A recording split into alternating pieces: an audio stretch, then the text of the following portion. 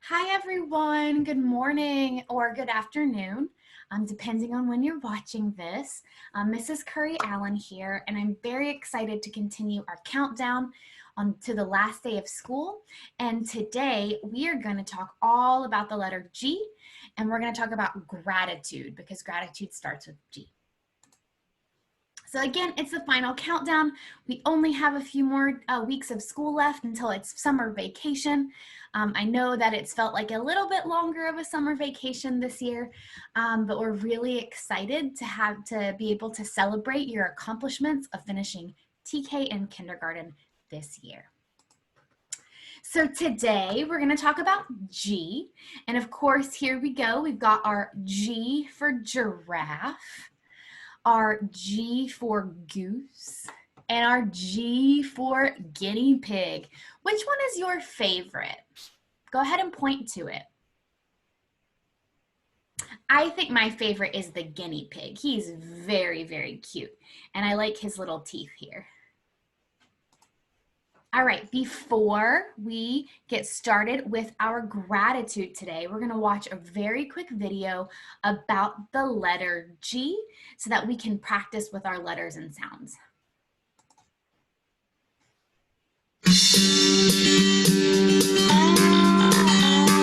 The letter G has a G sound like gummy, gulp, and goo. Lots of words begin with G. I'll sing a few for you. Turkeys all say gobble gobble, babies say goo goo. Gorillas go ooh ooh ah ah, Ghoulie ghosts will just say boo. Gooey gurgle goopy gushy, funny words that start with G. Where would a word like giggle be without that goofy letter G? Without that goofy letter G. Goldie the goldfish and Gus the guppy keep swimming to and fro. When Gus gets going, Goldie goes wherever Gus decides to go. Gooey, gurgle, goopy, gushy, funny words that start with G. Where would a word like giggle be without that goofy letter G? Without that goofy letter G. Now Gary goes galloping in the rain. Through mud puddles Gary sloshes. He keeps his feet from getting wet when he wears his green galoshes. Gooey, gurgle, goopy, gushy, funny words that start with G. Where would a word like giggle be without that goofy letter G? Gooey, gurgle, goopy, gushy, funny words that start with G. Where would a word like giggle be without that goofy letter G? Without that goofy letter G. Without that goofy letter G.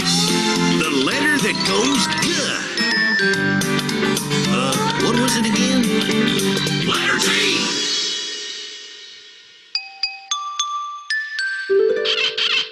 Good job, everyone. So today for G, we are going to talk all about gratitude. So G is for gratitude. And let's read this definition of gratitude together. Gratitude, the quality of being thankful, ready to show appreciation for and return kindness to. So it sounds like being grateful is very similar to being thankful, and to think about things that we appreciate or things that we like and we're excited are in our lives. So here's a quote. This is Winnie the Pooh and Piglet. And Piglet says, Piglet noticed that even though he had a very small heart, it could hold a rather large amount of gratitude. So I want for us to think for a second. What is one thing that you are grateful for? Maybe it can be a thing, maybe it can be a person, maybe it can be something that you have that you're really thankful for.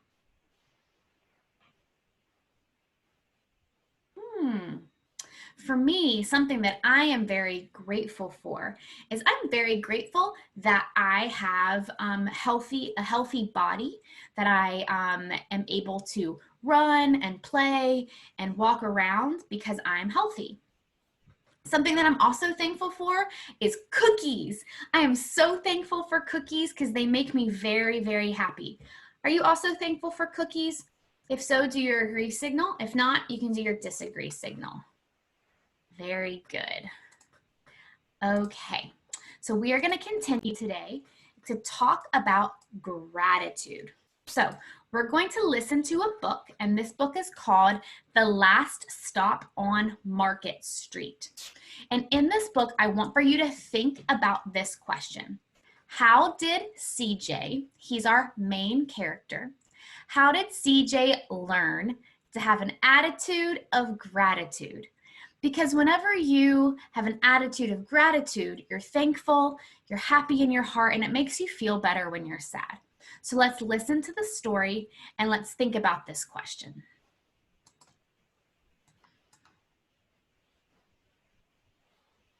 Last Stop on Market Street. Words by Matt De La Peña. Pictures by Christian Robinson. Narrated by Susan Strayer.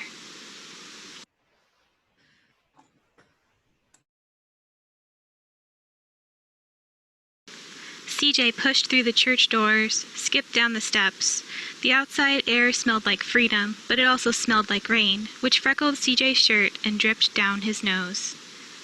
He ducked under his Nana's umbrella, saying, "How come we gotta wait for the bus in all this wet?" "Trees get thirsty too," his Nana told him. "Don't you see that big one drinking through a straw?" CJ looked for a long time, but he never saw a straw.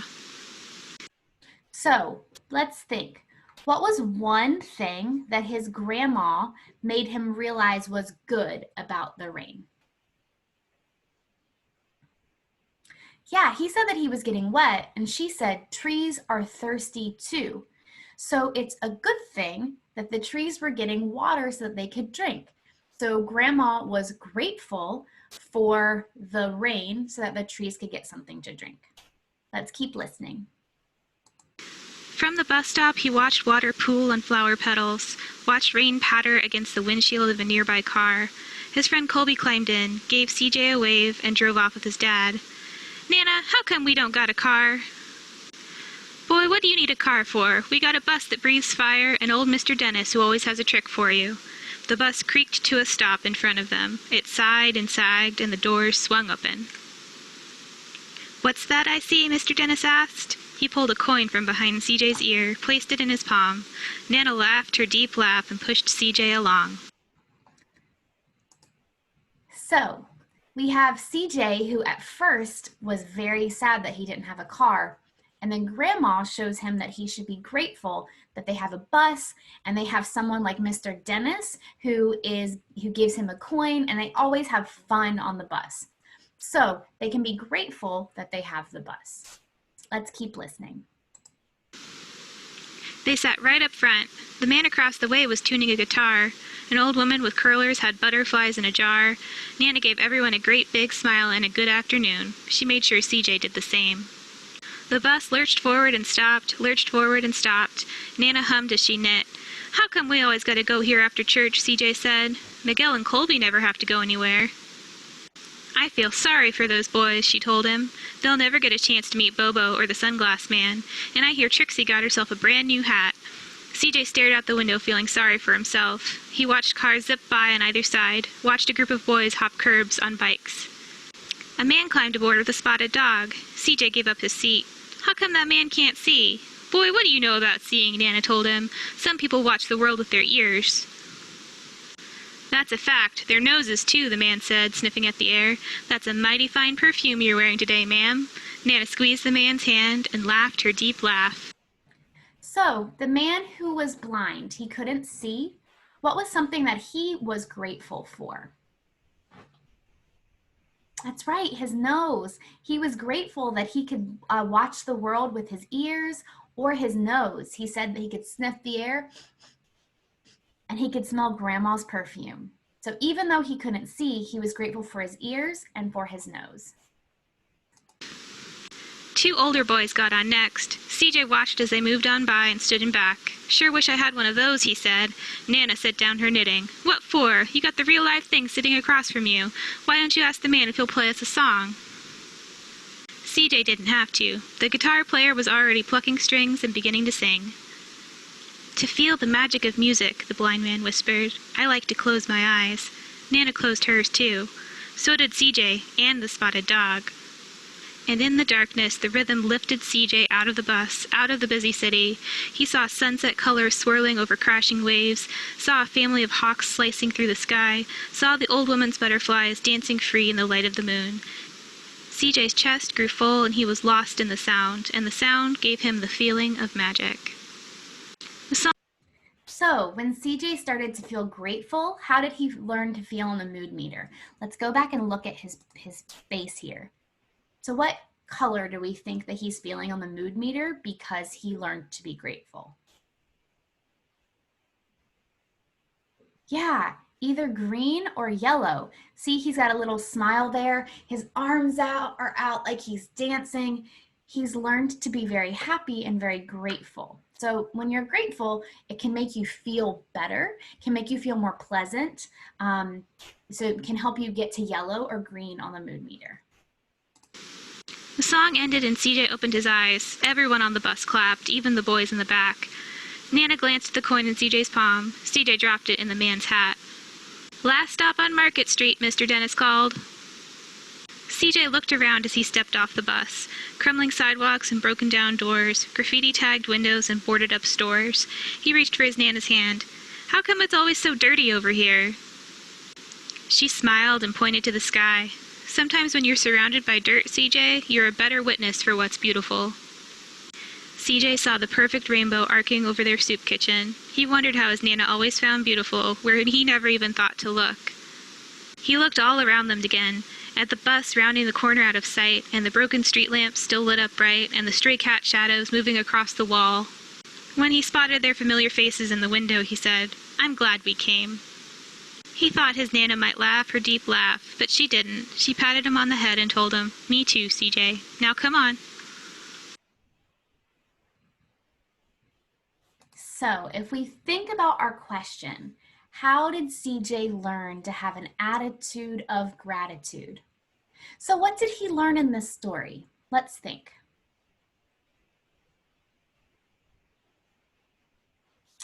He learned that you can, even though things aren't always good, or maybe sometimes things make you a little uncomfortable, that you can look at it in a different way. So you can put on your gratitude glasses and you can see the positive. Remember, he was in the neighborhood that was a little bit dirty, but he saw a beautiful rainbow. So instead of thinking about the dirty neighborhood, he looked up with his gratitude glasses and he saw the beautiful neighborhood. So he learned to have a attitude of gratitude by focusing on the positive, focusing on the good. And that's what we're gonna do right now. So right now we are gonna learn how to make a gratitude jar, which is really, really exciting. So to make a gratitude jar, you will need a few things. So the first thing you need is you need a jar. And I just have a regular jar here. This is from a can of tomato sauce, like for spaghetti that I just cleaned out, and now I have it here. You'll also need a cut out heart like this. And you can make a cutout heart really easily. And you can just take a piece of paper, you can fold it in half, and then you can make a half of a heart with some scissors. So I'll show you how to do that here.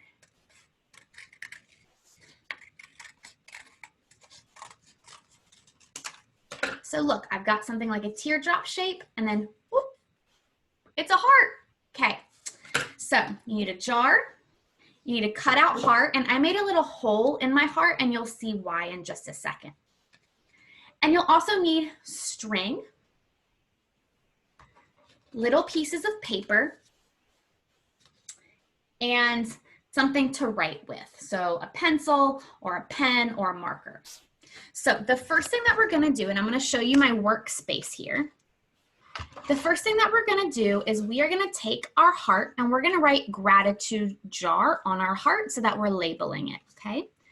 So gratitude is Gratitude.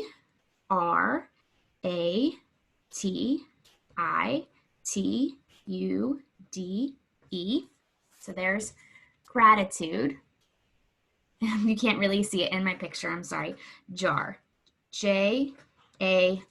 So 2 words, gratitude jar. And when you have gratitude jar written, you're gonna take this and we're gonna label our jar with our heart. So you'll take your 2 pieces of string, and I picked green and yellow. I picked yellow because it matches my heart, and green is one of my favorite colors, so I picked those. So I'm gonna put both of those through the little hole. And so now I've got a string and the heart is on the string, and I'm going to then tie it around the jar, the mouth of the jar, just like this. And I have my gratitude jar. It's already labeled. Now you can draw, you can paint, you can make this pretty. You know, if you have markers, you know, maybe you want to draw and put some hearts on them. You can do that. You can write your name on it. You know, whatever it is that you want to do. So I drew some hearts.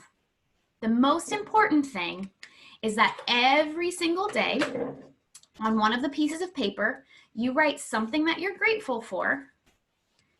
You fold it up and you put it inside the jar. Okay? So today, what I'm thankful for, and I'm going to write it here. I'm going to write what I said before, and I'm going to write it in this pink. I said a healthy body.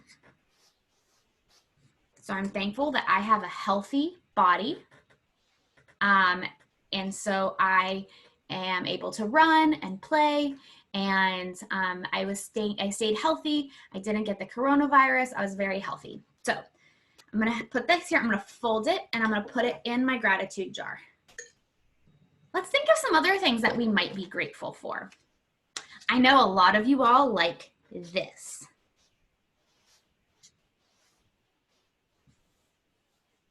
What's that word say? Pizza, that's right. So a lot of you are thankful for pizza. You're grateful that you have pizza in your life. So you're gonna fold that, put it in your jar. Something else you might be thankful for?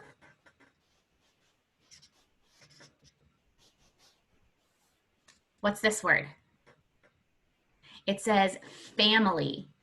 Maybe you're thankful for your mom, your dad, your aunt, your uncle, your grandma, your brother, your sister. You're thankful for someone in your family.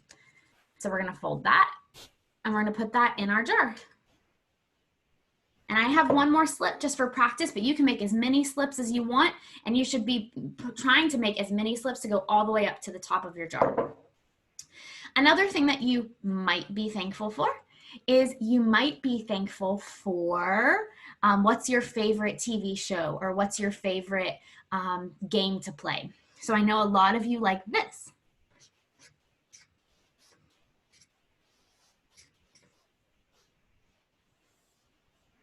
Pokemon. So maybe you're thankful for Pokemon.